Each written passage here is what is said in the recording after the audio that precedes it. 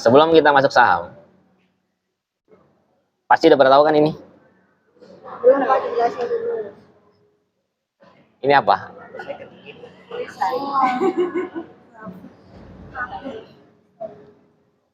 Ini cash flow kuadran. Cash flow kuadrannya siapa? Robert Kiyosaki. Benar. Ini adalah cash flow kuadran Robert Kiyosaki yang udah ya bisa dibilang ini dijadiin patokan lah ya. Dijadikan patokan sama kita, sama orang-orang yang ada di dunia ini lah ya. Bisa dijadikan rujukan dalam mendapatkan uang atau penghasilan. Robert Kiyosaki ini mendefinisikan menjadi 4 bagian. Apapun profesi kita, itu pasti masuk ke 4 bagian ini. Yang pertama ada employee kiri. Jadi Robert Kiyosaki ini dia membagi menjadi 2 kuadran. Kuadran kiri dengan kuadran kanan. Kuadran kiri itu ada E dan S. E itu employee, S itu self-employee. Employee itu teman-teman pasti paham, karyawan lah, bahasa karyawan. Jadi orang yang bekerja dan mendapatkan gaji, itu karyawan, disebut employee. Jadi employee itu menukarkan waktu yang dia miliki untuk bekerja dengan orang lain untuk mendapatkan uang. Kata kuncinya adalah waktu ditukar dengan uang. Itu employee. Self-employee juga sama sebenarnya. Cuma bedanya, self-employee itu dia bekerja untuk dirinya sendiri. Kalau employee, dia bekerja untuk orang lain. Kalau self-employee, dia bekerja untuk dirinya sendiri. Tapi kata kuncinya sama, dia menukar waktunya dia untuk mendapatkan uang. Itu kata kuncinya. Contoh self-employee kayak misalkan tukang bakso keliling, tukang somai keliling, misalkan dokter yang buka praktek.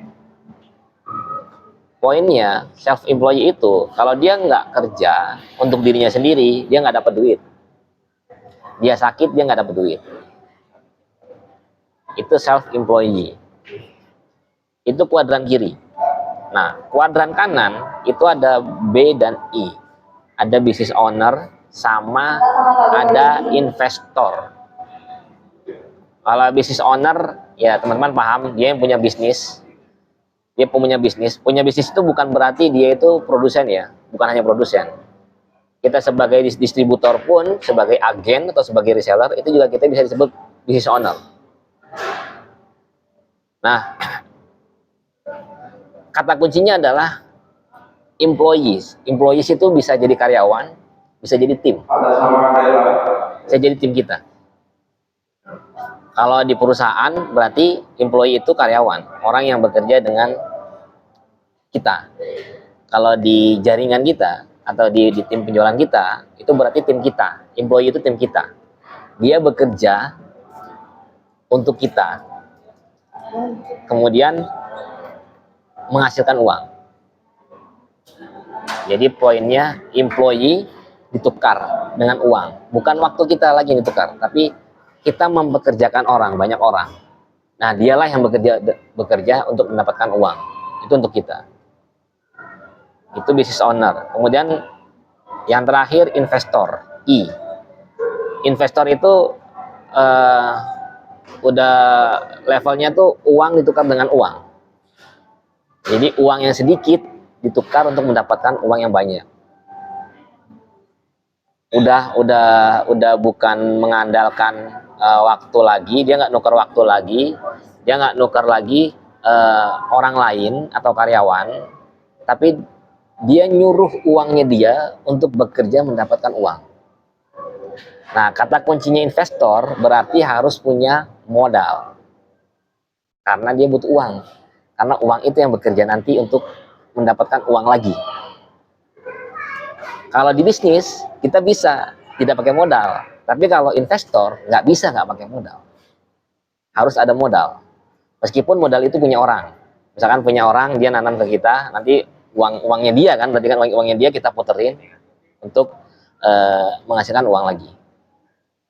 Itu investor. Nah, saham itu masuk kita akan masuk ke diagram investor.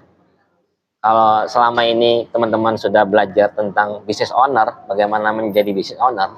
Nah sekarang ya kita mulai dikit-dikit lah, dikit-dikit naik kelas lah. Kalau menurut Robert Kiyosaki, kalau dianggap strata kelasnya lah ya, itu employee itu paling bawah, self employee, kemudian business owner, paling atas investor. Paling atas investor. Karena kalau investor itu udah dia nggak mikirin karyawan, dia nggak mikirin waktunya dia, udah dia cuma nyuruh aja uangnya dibuat buat kerja. Jadi saham itu apa? Sebenarnya saham itu bahasa gampangnya kayak semacam sertifikat lah atau kwitansi. Kwitansi tanda kita beli perusahaan orang lain. Meskipun nggak banyak saham yang kita miliki, tapi ketika kita sudah beli saham dari satu perusahaan, itu kita bisa disebut sebagai investor. Udah sah. Kita disebut sebagai investor.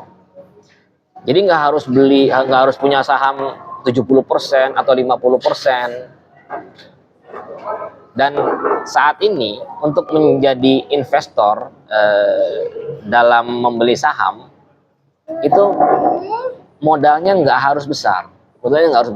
Kita bahkan bisa modal di bawah 100.000. Modal di bawah 100.000 kita sudah bisa menjadi investor. Oke, sampai sini paham ya, saham ya. Saham itu tanda beli lah, tanda bukti lah. Tanda kepemilikan kita sebagai investor. Kalau dulu 10 tahun terakhir lah ya, 10 tahun terakhir itu ketika kita beli saham itu kita nanti dapat berupa kayak semacam ya tadi sertifikat. Perusahaan itu menerbitkan atau mencetak ngeprint tanda bukti bahwa si orang itu dia sudah beli sahamnya. Jadi ada tanda bukti secara fisik kalau 10 tahun yang lalu ya. Tapi beberapa tahun belakangan ini itu udah nggak perlu, udah nggak dibutuhin karena semuanya online, serba online. Jadi buktinya itu ya kita dilihat di aplikasi. Tentunya aplikasi-aplikasi, nah aplikasi ya yang apa ya, yang menjembatani antara investor dengan sebuah perusahaan yang menjual sahamnya itu disebut namanya sekuritas. Jadi kita beli saham itu nggak langsung ke perusahaannya, tapi kita beli melalui sekuritas. Ada Mandiri Sekuritas, ada kalau di aplikasi sekarang ada Bibit, kemudian ada Ajaib, ada Stockbit, dan banyak banget sekuritas banyak banget. Nah kalau di sini saya menggunakan sekuritasnya namanya Stockbit. Jadi teman-teman boleh install di Play Store Stockbit ya, STOCKBIT. Nah coba sekarang ini dulu, download dulu aja di aplikasinya Stockbit di Play Store, masuk